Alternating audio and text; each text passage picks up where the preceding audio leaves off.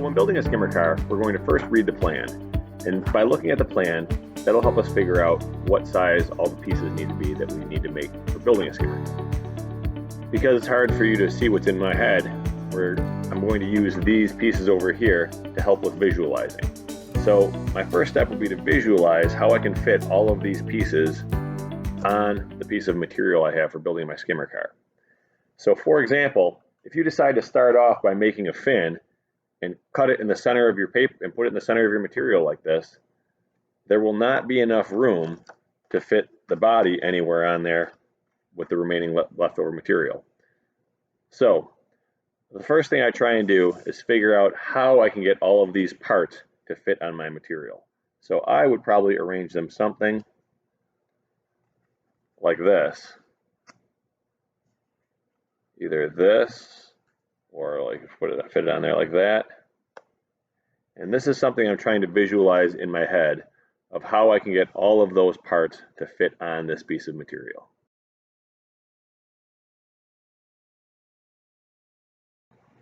So let's say we decide that this is how we want to orient all of our pieces on the material. That's great, they'll all fit. But there is a slightly better way of doing this. You can see right now that where this is positioned, we would have to make 4 cuts around the body in order to cut the body out. Instead, if I position the body so it makes use of edges of the material like this, it does 2 things. One, it aligns me with a factory cut corner, which is going to be generally at 90 degrees. The second thing it does is it reduces my cuts by half. Now instead of making 4 cuts all the way around this, I only have to make 2 cuts to cut out the body. It also leaves me with more leftover material, so I have more room to work with. When laying out these fins, I think a good layout might be something like this. If I mark it out like this, if you're fancy, you could mark it out this way. And then this one, you could probably fit right in here, or sometimes it's easier to mark this one down from the end down there.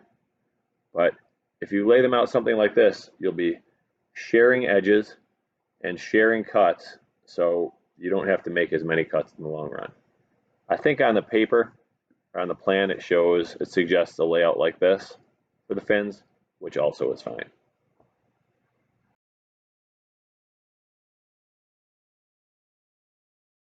So when I look at the skimmer car plan, I can see that the main body is going to be a rectangle that is 11 inches wide or long by 4 inches in height, or actually in width.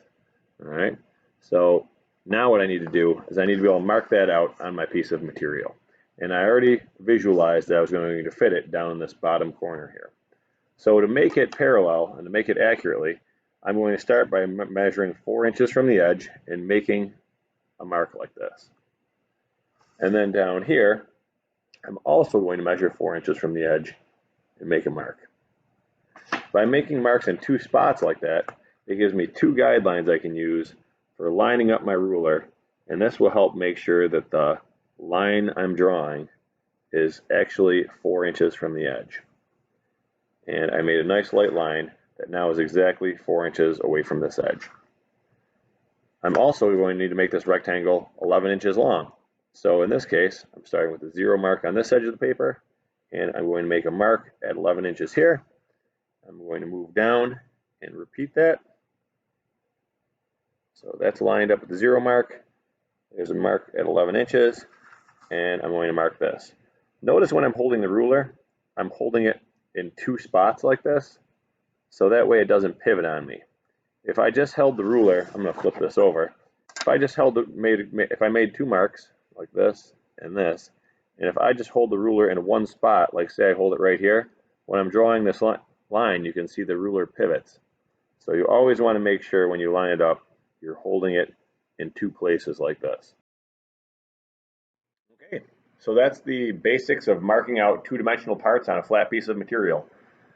Hopefully you learned something from these tips I gave you. Now it's just time to work on doing it. So try your skills. You can rewatch this video as many times as you need for reminders, and do your best to apply these techniques to different situations for your skimmer car. You'll figure it out. And if not, you can ask me for help during class.